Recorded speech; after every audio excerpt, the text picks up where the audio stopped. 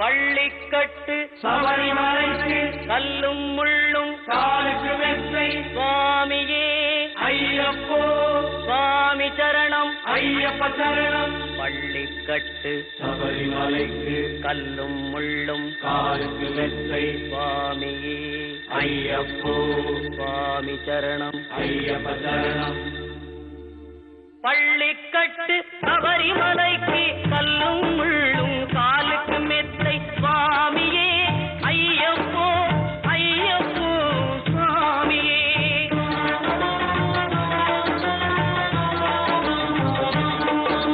ஸ்ரீயபிஷேகம் சுவாமிக்கே கற்பூர தீபம் சுவாமிக்கே ஐயப்பன் மார்களும் கூறிக்கொண்டு ஐயனை நாடி சென்றிடுவார் சபரிமலைக்கு சென்றிடுவார் சுவாமியே ஐயப்போ ஐயப்போ சுவாமியே.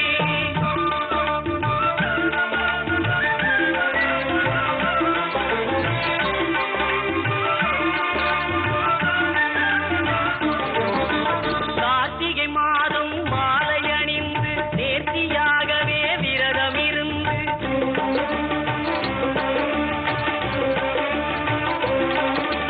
பார்த்த சாரதியின் மைந்தனே உன்னை பார்க்க வேண்டிய தவம் இருந்து பார்த்த சாரதியின் மைந்தனே உன்னை பார்க்க வேண்டிய தவம் இருந்து இருமுடி எடுத்து எருமேலி வந்து ஒரு மனதாகி பேட்டை துள்ளி அருமை நண்பரா பாவரை தொழுது ஐயனின் அருள்மலை ஏறிடுவார் சுவாமியே ஐயப்போ ஐயப்போ சுவாமியே.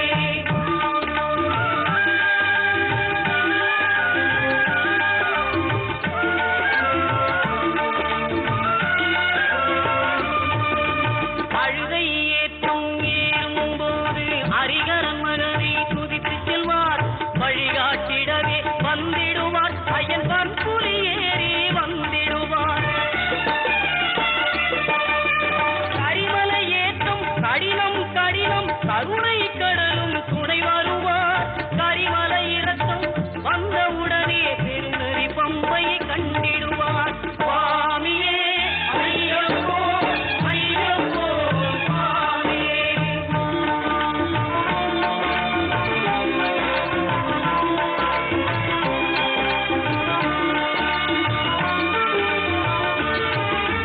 கங்கை நதி போல் புண்ணிய நதியாம் பம்பையில் நீராடி சங்கரன் மகனை கும்பிடுவார் சஞ்சலமின்றி ஏறிடுவார். பாதபலம் தா தேகபலம் தா பாதபலம் தா தேகபலம் தா என்றால் அவரும் தேகத்தை தந்திடுவார்.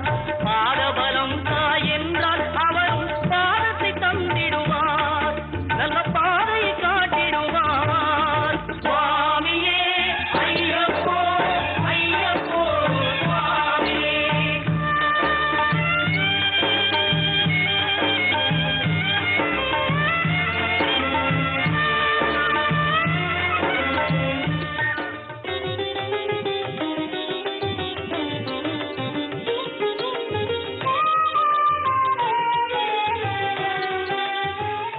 இன்றைய தினம் நாம் இந்த பரிகார ஸ்தலங்கள் பகுதியிலே நட்சத்திர கோவில்கள் என்னும் தொடரிலே அஸ்த நட்சத்திரத்திற்கான கோவில்களை பற்றி பார்த்து கொண்டிருக்கிறோம். அஸ்த நட்சத்திரத்திற்குரிய மரம் அத்திமரம்.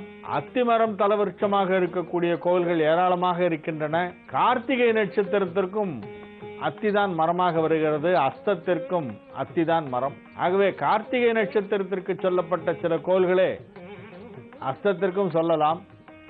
இரண்டு நட்சத்திரக்காரர்களுக்கும் ஒரே மரம் என்பதால் ஒரே கோயிலுக்கு அவர்கள் சென்று வழிபடலாம். அத்திமரம் தலவிருட்சமாக உள்ள கோயில்களுள் திருமங்கலக்குடி என்பது மிக முக்கியமானது. திருமங்கலக்குடி என்பது கும்பகோணத்திற்கு அருகிலே இருக்கிறது. மயிலாடுதுறைக்கும் கும்பகோணத்திற்கும் இடையிலே இருக்கின்ற ஒரு மிக அற்புதமான ஒரு தலம். பிராணவரதேஸ்வரர் என்று சுவாமியின் திருநாமம். உயிர் கொடுத்த பிரான் பிராணவரதேஸ்வரர்.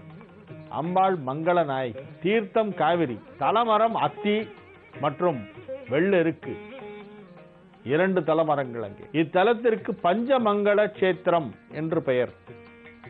5 மங்களம் இங்கே இருக்கின்றன.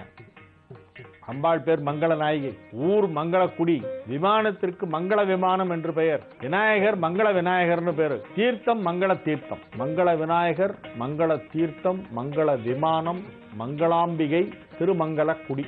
ஆகவே பஞ்சமங்கள க்ஷேத்திரம் என்பது இந்த ஊருக்கு ஒரு பெயர். இந்த ஊருடைய ஒரு விசேஷம் என்ன, சிறப்பு என்ன, இந்த கோவிலுக்கு என்ன பிரார்த்தனை பண்ணிட்டு போவாங்கன்னாக்க, தீர்க்க சுமங்கலியாக இருக்க வேண்டும் என்று விரும்புகின்ற பெண்கள் இங்கு சென்று பிரார்த்தனை செய்து கொண்டால் அவர்கள் தீர்க்க சுமங்கலியாக இருப்பார்கள். நிறைய பெண்கள் அது ஒரு கேள்வி கேட்பாங்க ஜோசியம் பார்க்க வரும்போது, சார் நான் முதல்ல போவேன்னா என் ஹஸ்பண்ட் முதல்ல போவாரா? இது ரொம்ப பெண்களுக்கு இது ஒரு சந்தேகம் வரும். அந்த ஒரு 50 வயசை தாண்டினோடனே இந்த கேள்வி கேட்க ஆரம்பிச்சிருவாங்க. 80 வயசுக்கும் இருப்பாங்க, 50லேருந்தே கேட்டுட்டு இருப்பாங்க, யார் ஃபர்ஸ்ட் போவோம் எங்க 2 பேர்ல அப்படின்னு.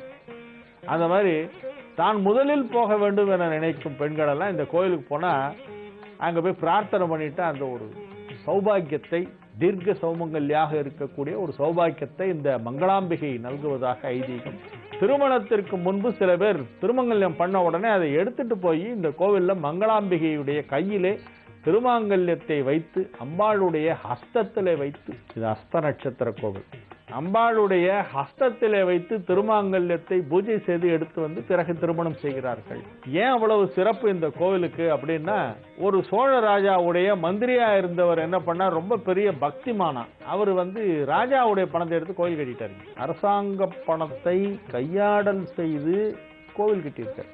அரசனுக்கு விஷயம் தெரிய வருது, வரி வசூல் பண்ண பணத்தெல்லாம் எங்க அப்படின்னு கேட்கிறா, அது கோவில் கட்டிட்டேன் அப்படின்னு உடனே ராஜா கோந்து, என்னுடைய உத்தரவு இல்லாம என்னுடைய பணத்தை, அரசாங்கத்திற்கு சொந்தமான பணத்தை எடுத்து நீ எப்படி செலவு செய்யலாம்? நீ என்ன பர்பஸ்க்காக செலவு பண்ணாலும் அது கையாடல் தான், அதனால உனக்கு நான் சிறைச்சேதம் செய்கிறேன். இதற்குள்ளாக இந்த மந்திரியுடைய மனைவி போய் இந்த மங்களாம்பிகை சந்நிதியிலே அழுது கதறி புலம்பி, அம்மா எனக்கு மாங்கல்ய பிச்சை கொடு என்று கேட்டிருக்கிறாள்.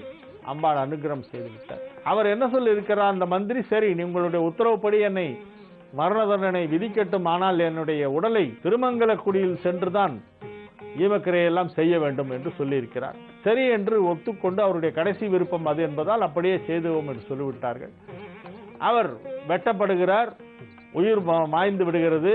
அந்த உடலை எடுத்துக்கொண்டு திருமங்கலக்குடிக்கு வந்தவுடனே இந்த மங்களாம்பிகை அவரை பிழைக்க வைத்து அவரை தீர்க்க சுமங்கலியாக இருக்க வேண்டும் என்று பிரார்த்தித்துக் கொண்ட அந்த மந்திரியின் மனைவிக்கு வரமளித்ததை இங்கே தலபுராணம் சொல்கிறது. ஆக இறந்தவரை மீண்டும் பிழைக்கச் செய்து தன்னுடைய பக்தையின் விருப்பத்தை நிறைவேற்றி, வேண்டுதலை நிறைவேற்றி அவளை தீர்க்க சுமங்கலியாக இருக்க வைத்த ஒரு அம்மன் அந்த மங்களாம்பிகை. இது சூரியநாயனார் கோவிலுக்கு பக்கத்திலே இருக்கு இந்த கோவில். திருமங்கலக்குடி அப்படின்னு பேரு அந்த ஊருக்கு பேரு. பிராண வரதேஸ்வரர், பிராணம்னா உயிர், உயிரை பிச்சையாக கொடுத்தவர் அப்படின்னு அர்த்தம். அந்த ஈஸ்வரனுக்கு பேரு. சின்ன கோவில், ஒரு சிவலிங்கம், அந்த அம்பாள் சன்னதிகள், அவ்வளவுதான்.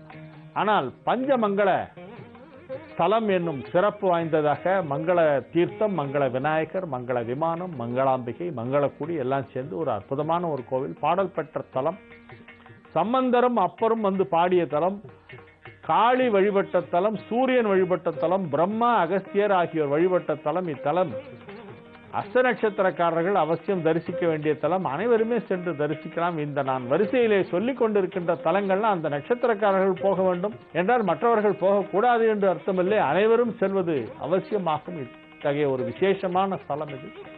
மீண்டும் நாளைய நிகழ்ச்சியிலே சந்திக்கும் வரை உங்களிடமிருந்து தற்காலிகமாக விடைபெற்றுக் கொள்வது உங்கள் வழிகாட்டி ஜோதிடர் ஹரிகேசன் அல்லூர் வெங்கட்ராமன். வணக்கம்.